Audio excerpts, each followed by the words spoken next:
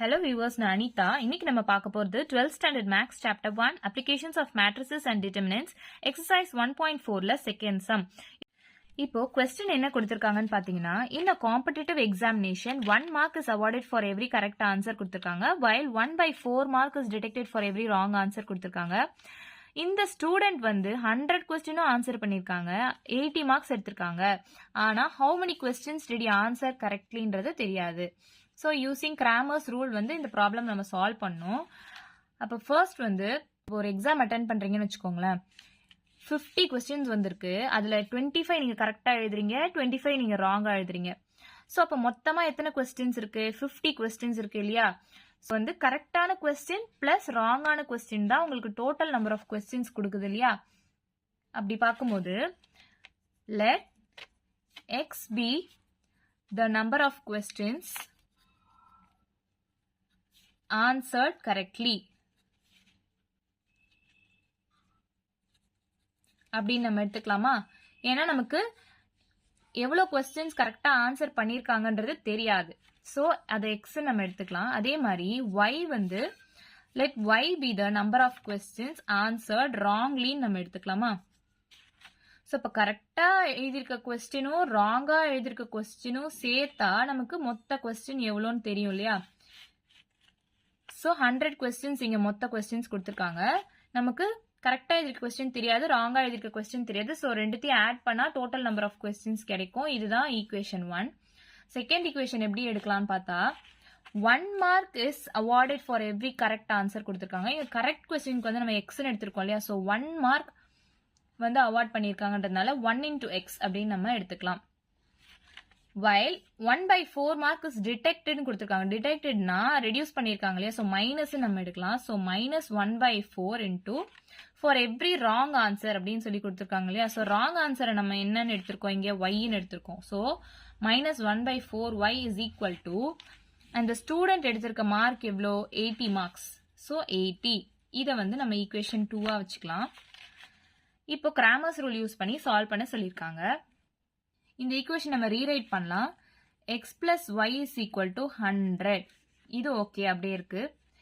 இது வந்து 1 into x minus 1/4 y is equal to 80. இது வந்து ஃபிராக்ஷன் டேர்மா இருக்கு. இது நம்ம சால்வ் பண்ணலாம். 4 into x இது எல்சிஎம் எடுத்தா 4 into x minus y is equal to 80 into 4 which is 320. So இதை ஒரு ஈக்குவேஷனா எடுத்துக்கலாம், இதை ஒரு ஈக்குவேஷனா எடுத்துக்கலாம்.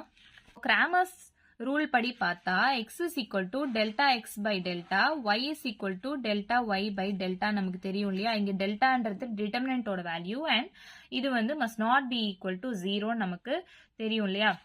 ஸோ இப்போ இதை ஒரு ஈக்குவேஷன் வச்சிருக்கோம், இதை ஒரு ஈக்குவேஷன் வச்சிருக்கோம் இல்லையா? இந்த ஈக்குவேஷன்ஸா மேட்ரிக்ஸ் ஃபார்மா கன்வெர்ட் பண்ணி எழுதிக்கலாம். ஸோ எக்ஸோட கோஎஃபிஷியன்ட் 1, ஒய்யோட கோஎஃபிஷியன்ட் 1, இங்க x ஓட கோஎஃபிஷியன்ட் 4, y ஓட கோஎஃபிஷியன்ட் -1. சோ x y ன்னு எழுதிக்கலாம் is equal to constant terms வந்து 100 320. 100 320 எழுதிக்கலாமா? நெக்ஸ்ட் இப்போ டெல்டா.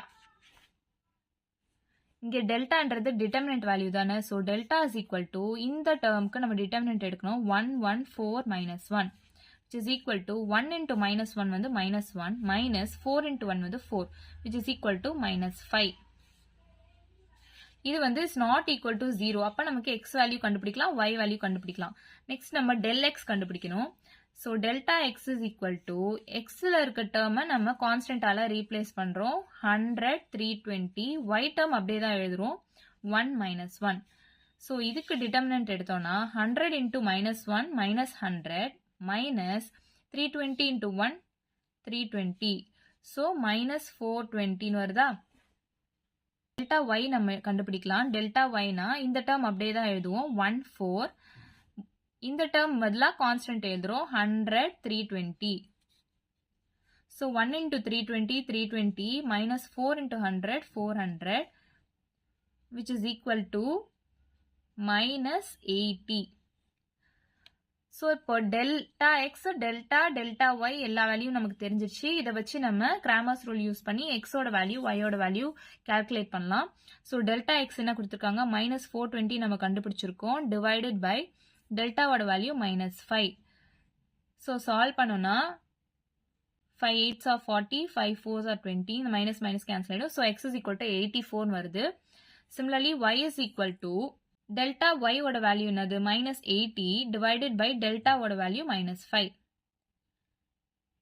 ஸோ இதை கேன்சல் பண்ணோன்னா 16 ஆன்சர் வருதா. So X is equal to 84, y is equal to 16. எக்ஸ்ன்றது நம்ம நம்பர் ஆஃப் கொஸ்டின்ஸ் ஆன்சர்ட் கரெக்ட்லின்றது எடுத்திருக்கோம். y வந்து நம்பர் ஆஃப் கொஸ்டின்ஸ் ஆன்சர்ட் ராங்லின்னு எடுத்திருக்கோம் இல்லையா. ஸோ அப்போ 84 கொஸ்டின்ஸ் கரெக்டா ஆன்சர் பண்ணியிருக்காங்க. So correct questions is equal to 84, wrong questions வந்து 16 நம்ம எழுதலாமா. இவ்வளோதான் நம்ம சம். வீடியோ பிடிச்சிருந்தா லைக் பண்ணுங்க, ஷேர் பண்ணுங்க, சப்ஸ்கிரைப் பண்ணுங்க. ஏதாச்சும் டவுட் இருந்தா கமெண்ட் பண்ணுங்க. தேங்க்யூ.